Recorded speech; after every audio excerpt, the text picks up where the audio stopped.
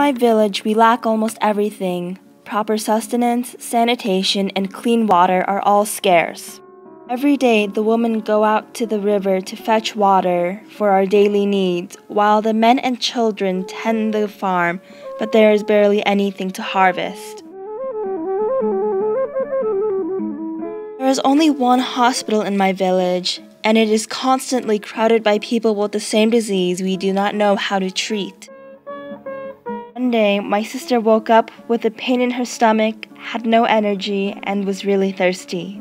These symptoms were the exact symptoms the sick people in the hospital had. When my mother came back from getting water, my sister ran out and had bloody diarrhea. That's when I quickly ran for help. As I was running, I ran into a foreign man who asked me what was wrong. I told him of my sister's condition, and he agreed to examine her.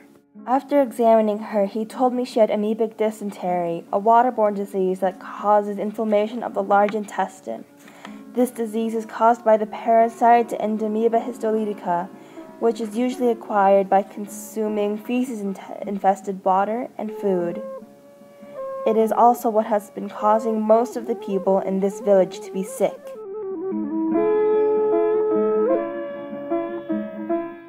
I learned amoebic dysentery can be treated with metronidazole or tinidazole, bed rest, drinking, and eating clean food and water. In order to prevent amoebic dysentery, one starts by pouring contaminated water into a cloth-covered pot. The cloth will collect most of the Entamoeba histolytica and other bacteria. Then, boil the water for at least 2 minutes to kill any remaining bacteria or contaminants. Next, add 1 teaspoon of salt and 3 tablespoons of sugar into the water to help with rehydration. If you cannot boil the water, you can add 5 drops of chlorine or any common household bleach to the contaminated water and wait for 30 minutes.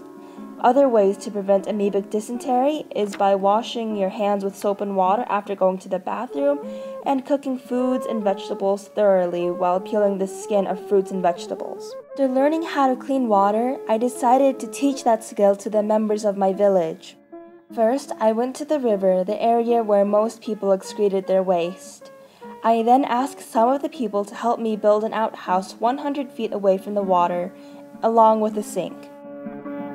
I knew it would take too long to spread the word, so I asked a group of kids to help me, and they happily agreed. Soon, everybody in my village knew how to purify water and eat food well.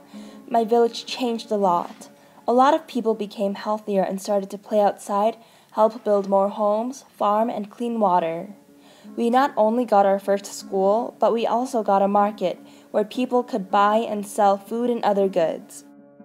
This is my village now. We have good food, clean facilities, and clean water, which not only makes us happier, but also healthier.